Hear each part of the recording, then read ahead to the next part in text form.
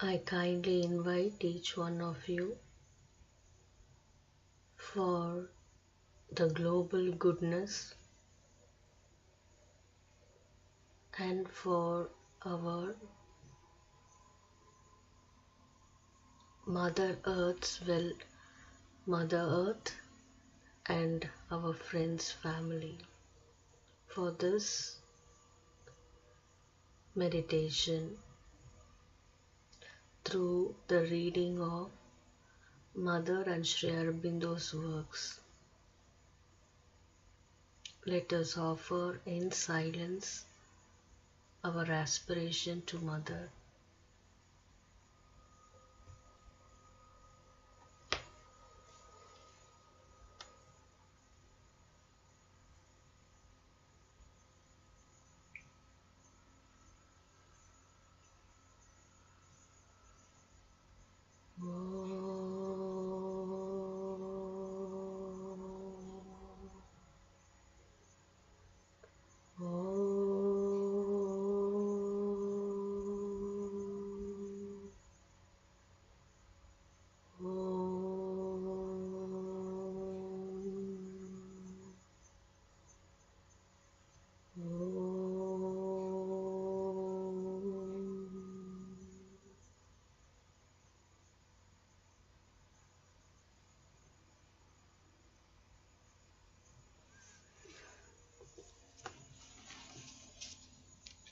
Mantras of the Mother, 17th December.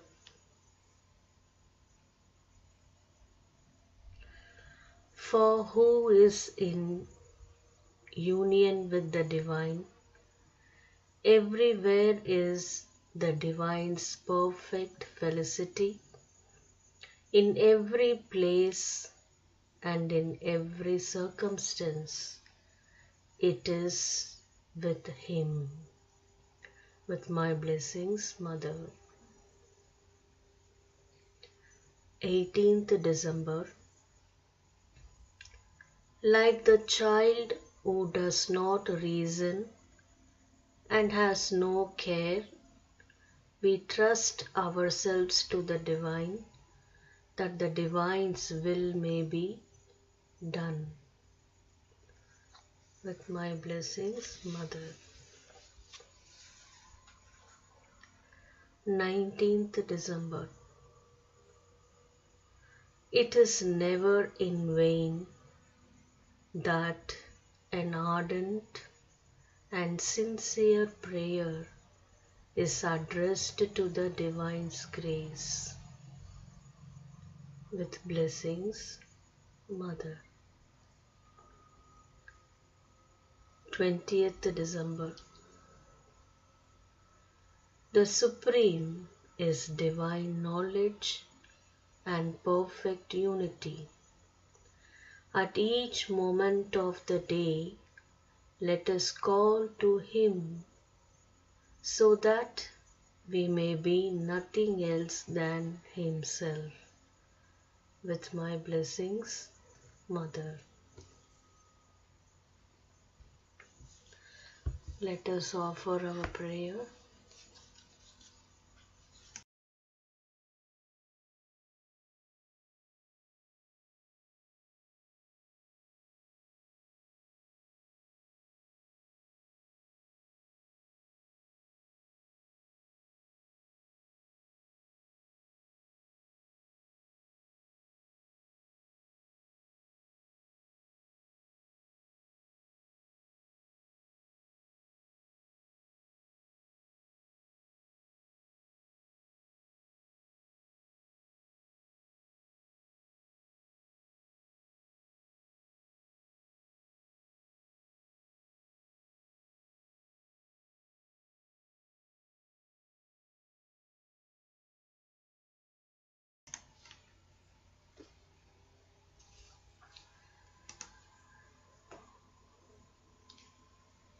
Andal, the Vaishnava poetess.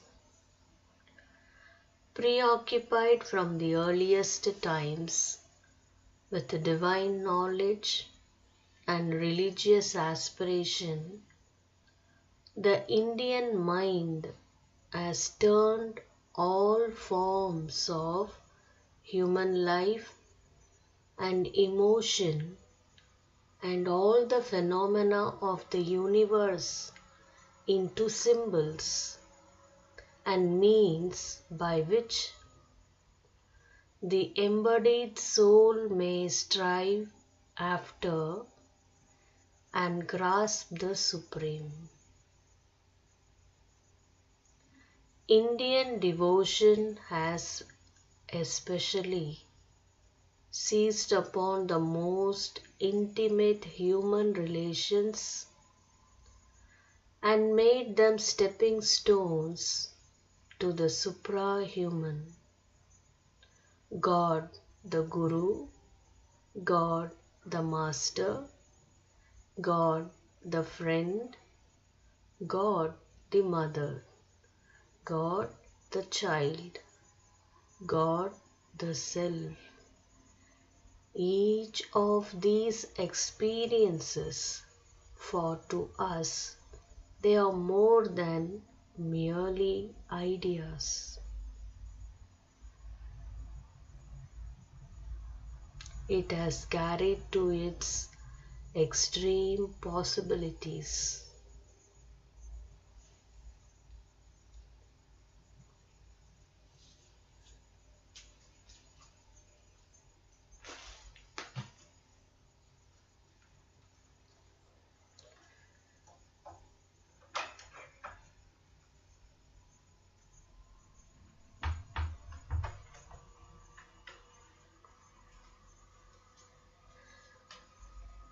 But none of them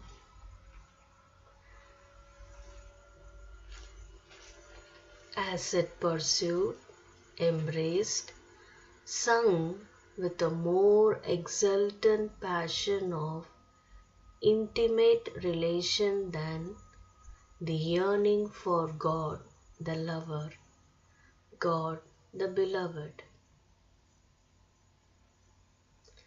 It would seem as if this passionate human symbol were the natural culminating point for the mounting flame of the soul's devotion.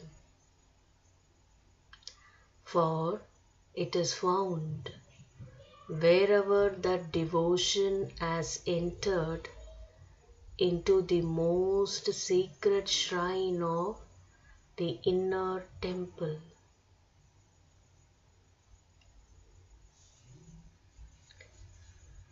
For the devotee who has once had this intense experience, it is that which admits to the most profound and hidden mystery of the universe.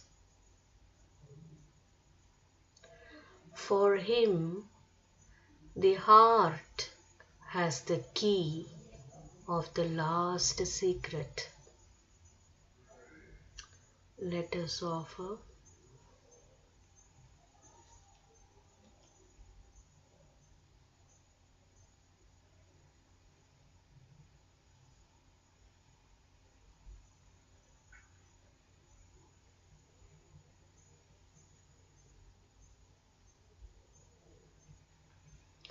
The Tamil word Alvar means one who has drowned, lost himself in the sea of the divine being.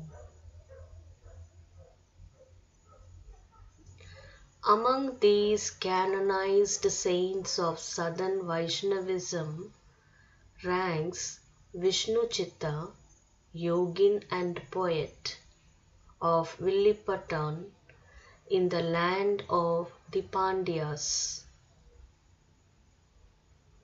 He is termed Periyarvar, the great Alvar, a tradition which we need not believe places him in the 98th year of Kali Yuga. 98th year of the Kali Yuga. But these divine singers are ancient enough, since they precede the great saint and philosopher Ramanuja, whose personality and teaching were the last flower of the long-growing Vaishnava tradition. Since his time, Southern Vaishnavism has been a fixed creed and a system rather than a creator of new spiritual greatnesses. The poetess Andal was the foster daughter of Vishnu Chitta, found by him, it is said, a newborn child under the sacred Tulsi plant. We know little of Andal except what we can gather from a few legends, some of them richly beautiful and symbolic. Most of Vishnu Chitta's poems have the infancy and boyhood of Krishna for their subject. Andal, brought up in that atmosphere, cast into the mold of her life what her foster father had sung in inspired hymns.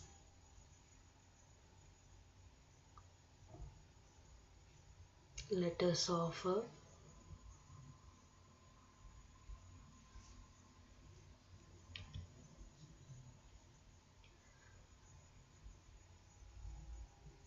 her own poetry. We may suppose that she passed early into the light towards which she yearned, for it is small in bulk, is entirely occupied with a passion for the Divine Being. It is said that she went through a symbolic marriage with Sri Ranganatha, Vishnu in his temple at Srirangam, and disappeared into the image of her Lord. This tradition probably conceals some actual fact, for Andal's marriage with the Lord is still celebrated annually with considerable pomp and ceremony.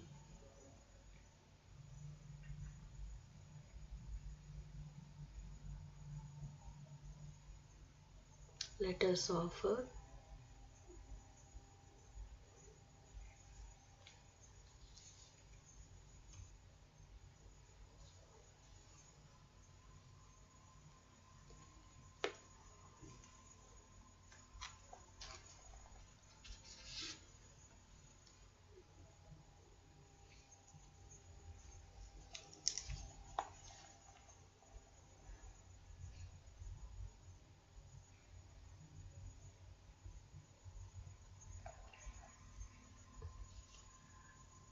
question and answers 1929 to 1931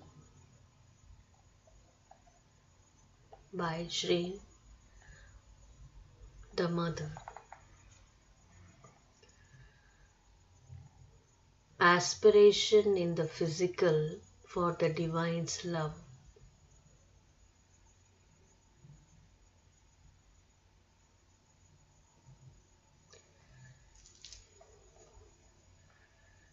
Here is the flower we have called aspiration in the physical for the Divine's love.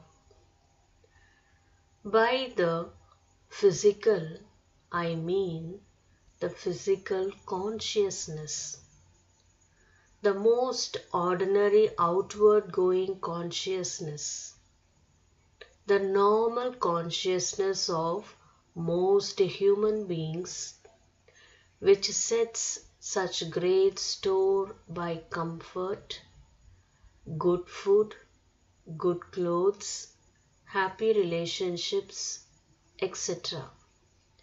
instead of aspiring for the higher things.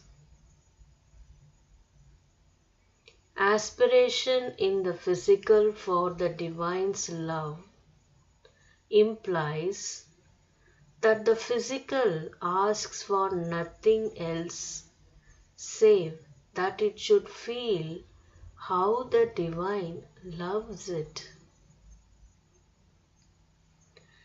It realizes that all its usual satisfactions are utterly insufficient. But there cannot be a compromise. If the physical wants the divine's love, it must want that alone and not say, I shall have the divine's love and at the same time keep my other attachments, needs, and enjoyments. Let us offer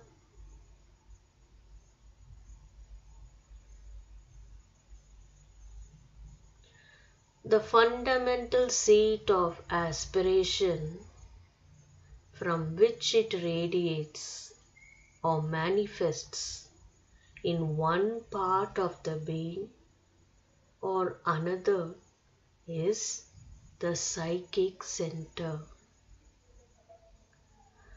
When I speak of aspiration in the physical, I mean that the very consciousness in you which anchors after material comfort and well-being should of itself, without being compelled by the higher parts of your nature, ask exclusively for the divine's love.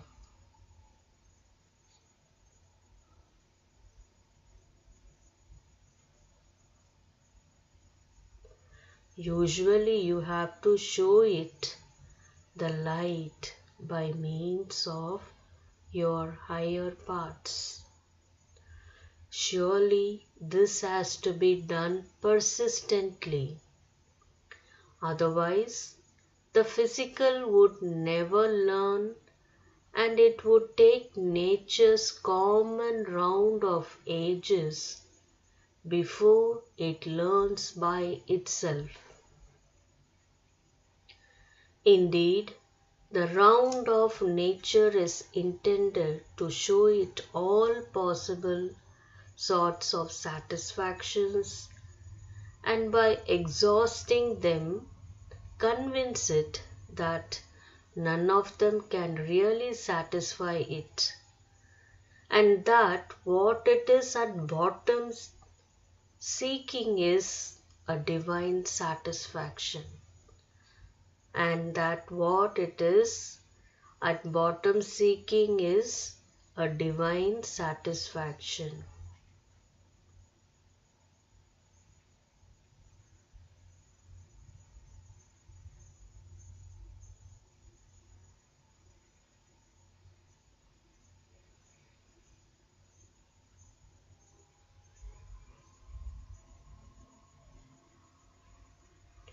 In yoga, we hasten the slow process of nature and insist on physical consciousness, seeing the truth and learning to recognize and want it. But how to show it the truth? Well, just as you bring a light into a dark room, illumine the darkness of your physical consciousness with the intuition and aspiration of your more refined parts and keep on doing so till it realizes how futile and unsatisfactory is its hunger for the low ordinary things and turn spontaneously towards the truth. When it does turn, your whole life will be changed. The experience is unmistakable.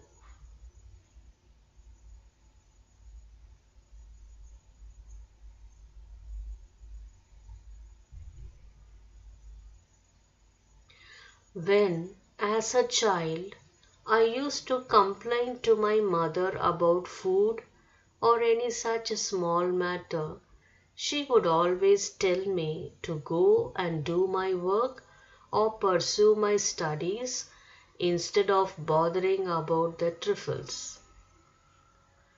She would ask me if I had the complacent idea that I was born for comfort.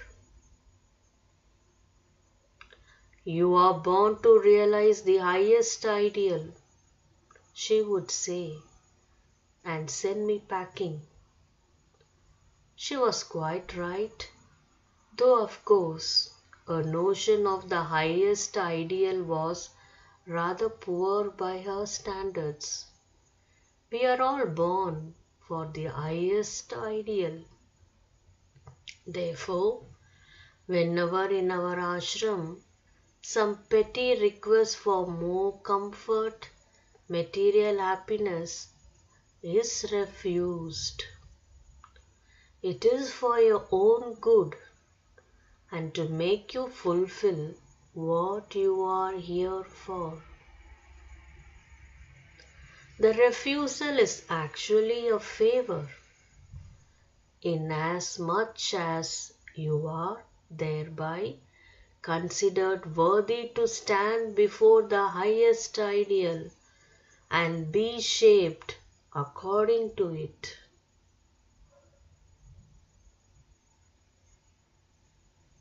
Dear Mother,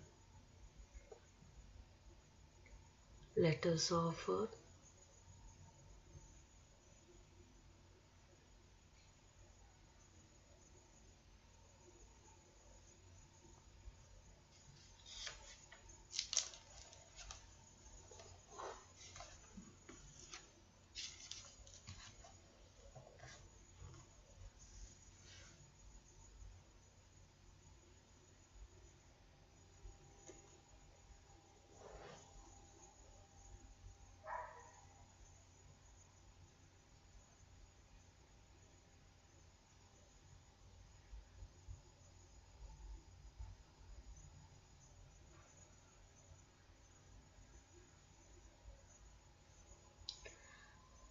Sri Aurobindo's Synthesis of Yoga, Part 3, the Yoga of Divine Love.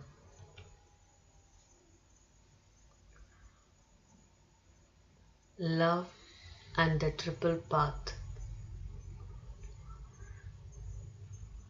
Will, knowledge, and love are the three divine powers in human nature and the life of man, and they point to the three paths by which the human soul rises to the divine. The integrality of them, the union of man with God in all the three, union of man with God in all the three, must therefore, as we have seen, be the foundation of an integral yoga.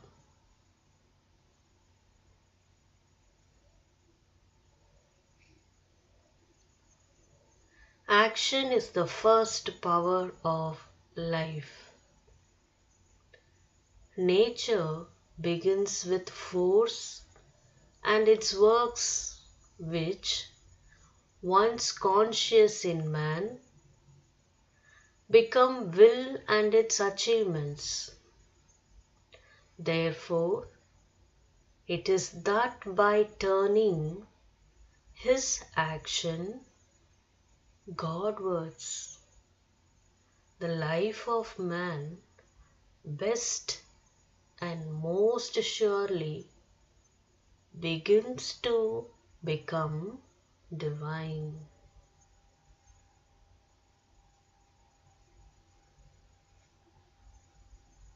Let us offer.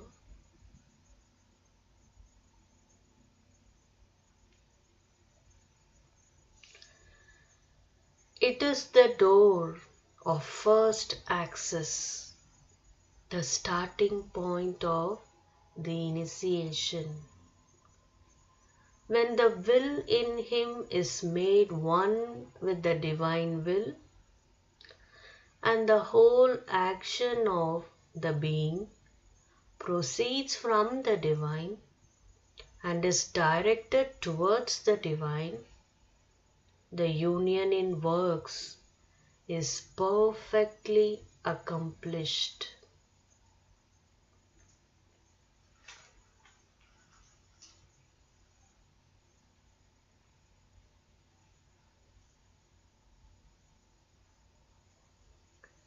Let us offer.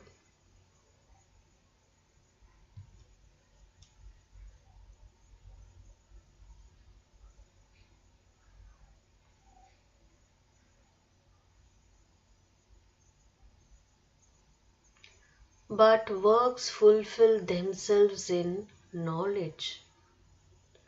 All the totality of work, says the Gita, finds its rounded culmination in knowledge. Sarvam karmakilam jnane parishampyate.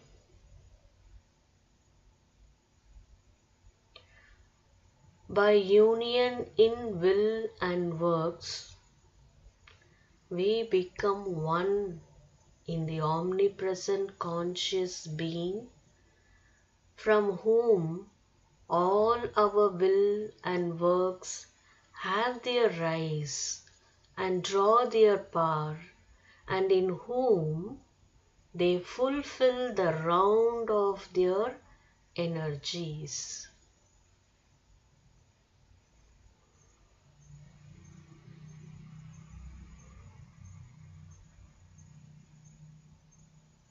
And the crown of this union is love.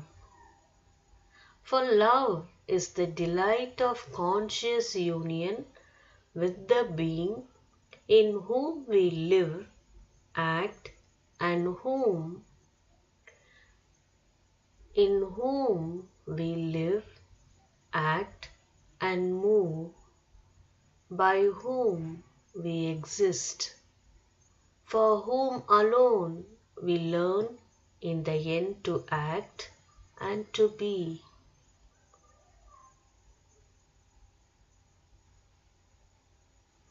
Let us offer.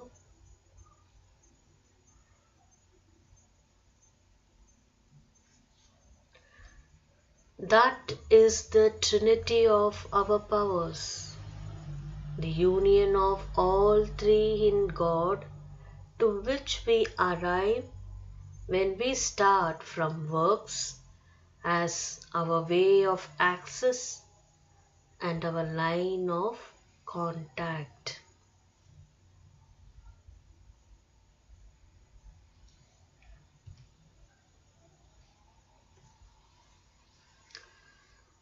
Let us offer.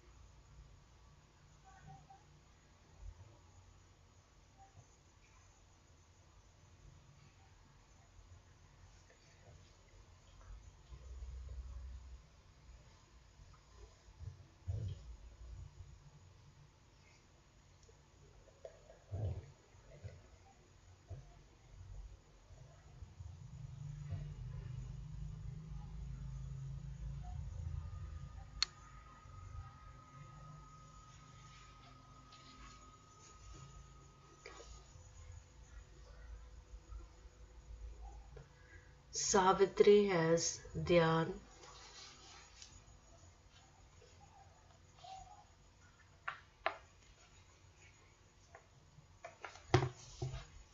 Page 322. Book 3, the Book of the Divine Mother, Canto 3, the House of the Spirit and the New Creation.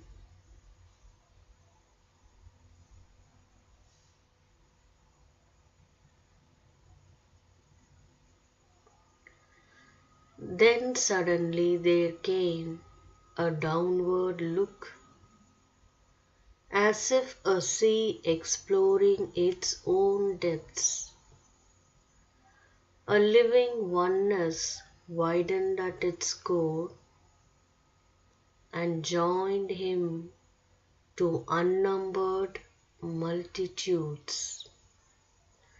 A bliss, a light, a power, a flame white love caught all into a soul immense embrace.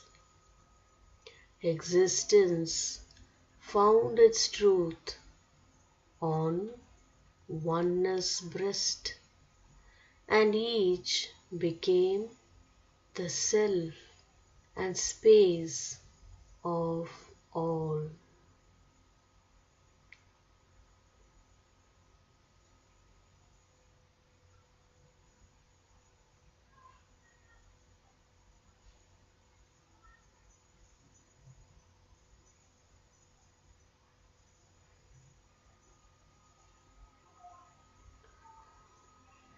The great world rhythms were heartbeats of one soul. To feel was a flame discovery of God. All mind was a single harp of many strings. All life a song of many meeting lives. For worlds were many, but the self was one. This knowledge now was made a cosmos seed. The seed was seized in the safety of the light. It needed not a sheath of ignorance. Then from the trance of that tremendous clasp, and from the throbbings of that single heart, and from the naked spirit's victory, a new and marvelous creation rose.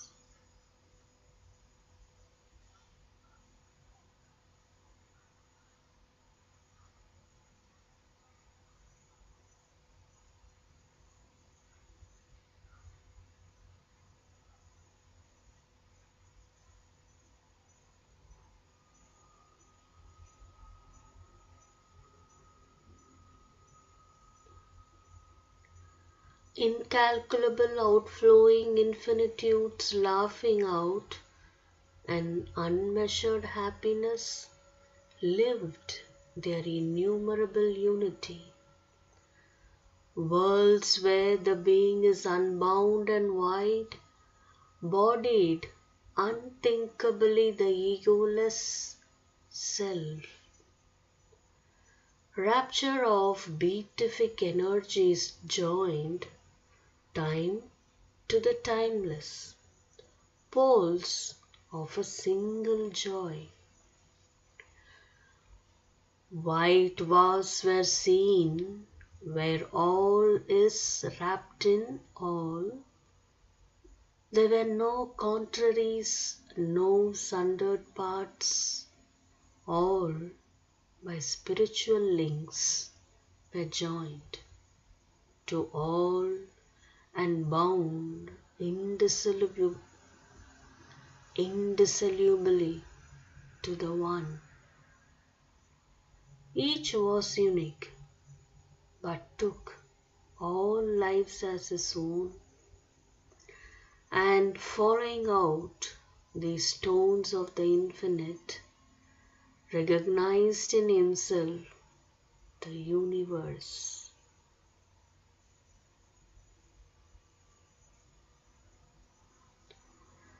A splendid center of infinity's whirl, pushed to its zenith's height, its last expanse, felt the divinity of its own self-bliss, repeated in its numberless other selves. It took up tirelessly into its scope persons and figures of the impersonal, as if prolonging in a ceaseless count, in a rapturous multiplication sum, the recurring decimals of eternity. None was apart, none lived for himself alone. Each lived for God in him and God in all. Each soulness inexpressibly held the whole.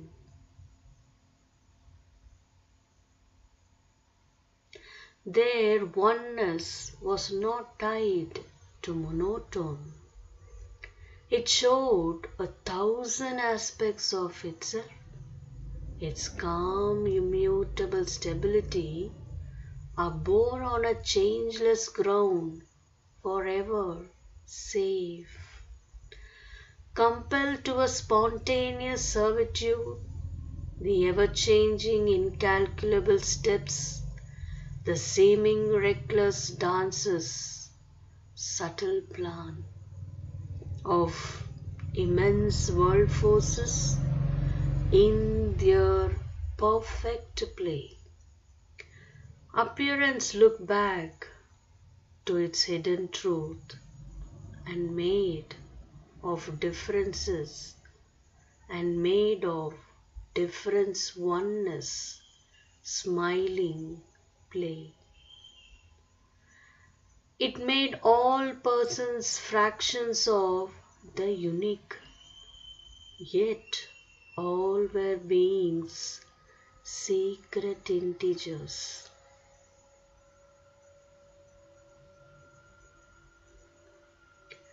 All struggle was turned to a sweet strife of love in the harmonized circle of a sure embrace. Identity's reconciling happiness gave a rich security to difference. On a meeting line of hazardous extremes, the game of games was played to its breaking point, where through self-finding by divine self-loss, there leaps out unity's supreme delight, whose blissful undivided sweetness feels a communality of the Absolute. There was no sob of suffering anywhere. Experience ran from point to point of joy. Bliss was the pure undying truth of things. All nature was a conscious front of God. A wisdom worked in all, self-moved, self-sure. A plenitude of illimitable light, an authenticity of intuitive truth, a glory and passion of creative force, infallible leaping from eternity. The moment's thought inspired the passing act. A word, a laughter sprang from silence breast, a rhythm of beauty in the calm of space, a knowledge in the fathomless heart of time, all turn to all without reserves recoil, a single ecstasy without a break. Love was a close and thrilled identity in the throbbing heart of all that luminous life, a universal vision that unites, a sympathy of nerve replying to nerve, hearing that listens to thought's inner sound and follows the rhythmic meanings of the heart, a touch that needs not hands to feel, to clasp, whether the native means of consciousness and heighten the intimacy of soul with soul, a grand orchestra of spiritual powers, a diapason of soul interchange, harmonized, a oneness deep, immeasurable. In these new worlds projected, he became a portion of the universal gaze, a station of all inhabiting light, a ripple on a single sea of peace. His mind answered to countless communing minds. His words were syllables of the cosmos speech. His life a field of vast cosmic stir. He felt the footsteps of a million wills, moving in unison to a single goal. Let us offer